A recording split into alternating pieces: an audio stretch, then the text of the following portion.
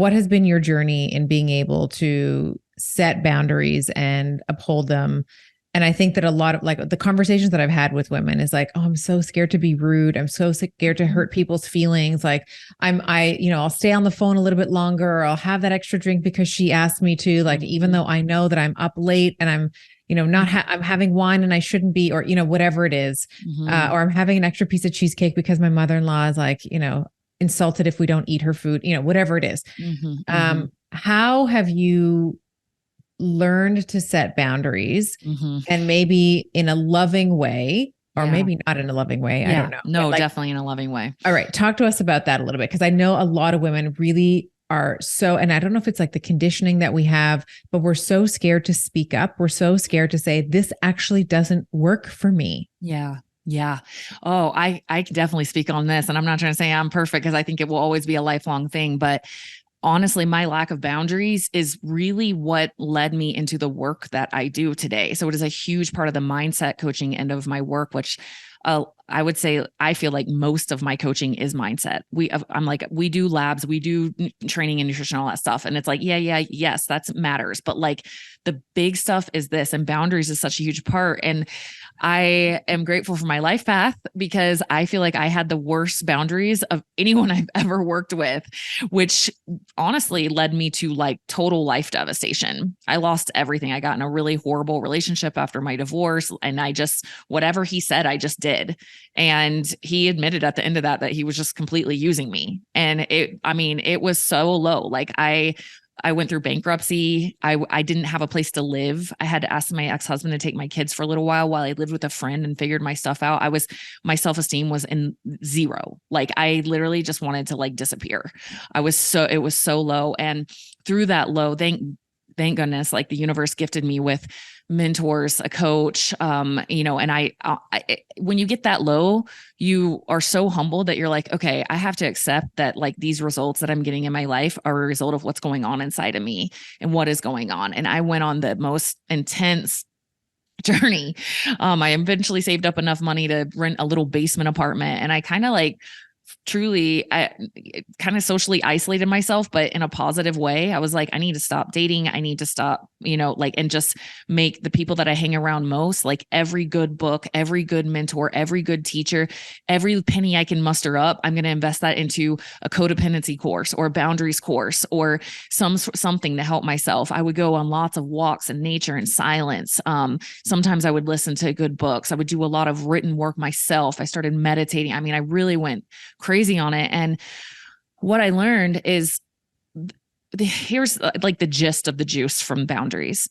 One is like a lot of mine was I don't mean to offend anyone. This is just my truth of my life journey. A lot of it was religious indoctrination for me. So the religion I was raised in, I realized that I had developed a pattern of there's a right way to be, and you should be like this. You should think like this. You should live like this. You should show up like this. And if you don't, then you should feel bad. And then you should kind of get yourself back over to the way you should be. Right. So there was a lot of self-abandonment in that. It was like, oh, I'm bad because I'm feeling, I shouldn't even be thinking about that. I should be thinking about this. So there was just such a deep pattern of there's a right way and a good way, and I need to just be like that, right? There's so much self-abandonment there. Then on top of it, women are so programmed with this. It's just like be sweet and be agreeable and be kind. And you're a good mom if you do everything for everyone. And you're a good friend if you do everything for everyone. You're a good sister and daughter. And oh my gosh, she's amazing. You hear this stuff your entire life, right?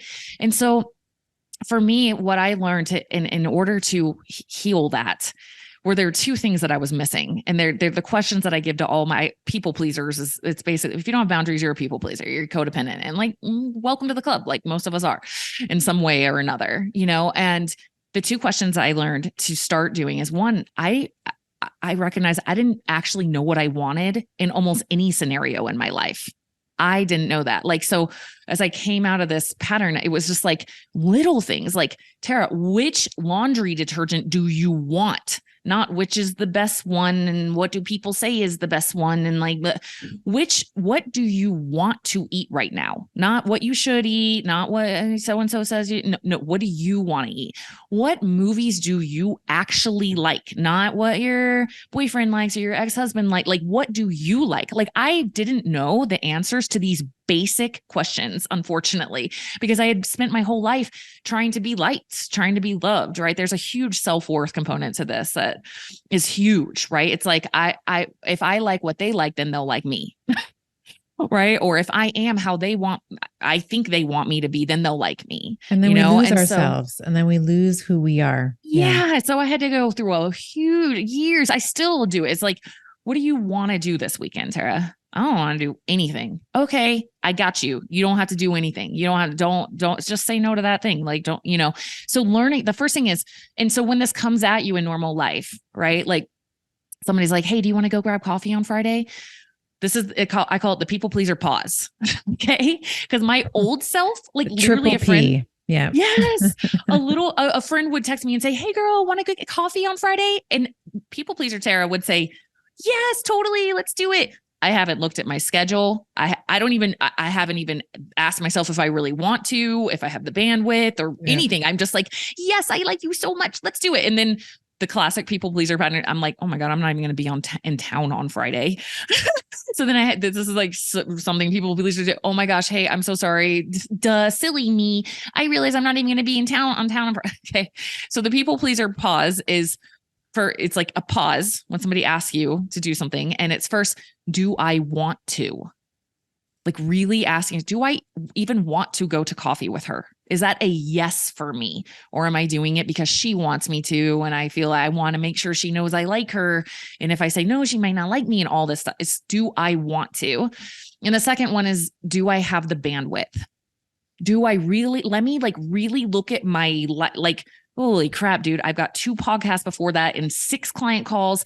And then I got to go to my son's basketball game. And then like Saturday, I got to get like that. Just know that's going to stress me out.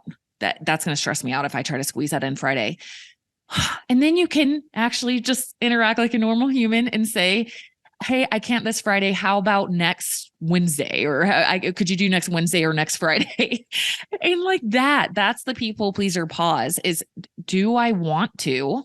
And do I have the bandwidth? That has helped me so much. And because it's so important, because when you abandon yourself and you do things because you think you have to, or people want you to, you end up resenting them and complaining about them and gossip. You're telling your husband, oh, I know I have to go to coffee with Jessica on Friday because she's really struggling. I know, I like, seriously, I don't even have time, but I have, and like, you're being a horrible friend. You know what I mean? And so you start to blame and victimize yourself and resent. So that that pattern is so big on your health pursuits too, because you're doing what you want. You're recognizing your own bandwidth, so it's how you do anything is how you do everything. And boundaries is such a huge part of a health journey and just a healthy life journey. So let's assume that Jessica asks you for coffee. And you've asked yourself, do I want to go for coffee with Jessica? And do I have the bandwidth? And maybe the answer for the bandwidth is like, yes, I do, but I actually don't want to go with her because every time I get together with Jessica, she complains about her husband or she gossips about my other friend, Veronica, or whatever. What do you do in that scenario? Oh, I've lived it. I've had to, that's really brutal, especially for people pleasers. I find friends and kids are really hard. Friends, kids, and romantic, like your closest relationships are really hard. And I have lived through that. I had a friend that we, kind of trauma bonded. I don't know how else to put it, when we were going through our low lows. And I started noticing this. I was like, man, all that happens every time we get together. Literally what you just said, she just complains about her husband, and it's horrific and kind of like, it's just hard to handle because I truly think the guy has narcissistic personality. Or, I mean, it is crazy. It is horrifically abusive. And so I'm sitting here and I'm like, yeah, girl, I get it. You're not a therapist, right? Like, right. I'm like, I get it. Yeah. Like, don't be, and I'm like, don't be afraid to just honor your heart. Like, do whatever feels right. And then it would just be straight back into, and this just kept repeating. And I was like, okay, so I have become the sounding board for when she wants to complain about her husband. And that is the whole basis of our relationship, really. And I, started recognizing, I'm like, I don't really feel like a true friend connection here. Like, I feel like I'm in these patterns again of like, I'm getting value out of listening and being the kind, listening, supportive friend, but it's not a true friendship. And so, yeah, I just had to start saying no, and it was hard because there were times that she's like, I really need a friend right now. Oh my gosh. That is like, take a people pleaser and stab them in the heart and twist it a few times. Like, I am a horrible person. She's saying she needs a friend and asking me to hang out, but I don't want to. I literally just don't want to. And so, yeah, the growth is exerting your voice and saying, hey, sorry, I can't, like, so much love, but sorry, and eventually, I mean, if it's really like it wasn't something where I wanted to like have a friendship ending thing, but it was just like, maybe there might be some point, probably not, but she kind of just stopped asking, and so it's like, it is really important to do that because I'm not being a friend to her if I'm hanging out with her out of pity. That's not being I don't want anyone to hang out with me like that. So it's actually disrespectful, and it really is for us. So we can feel like the good person that's there for people. Meanwhile, we're disrespecting them and judging them. Like, no, so it's like, it's hard to say no sometimes for a people pleaser, but it's really important.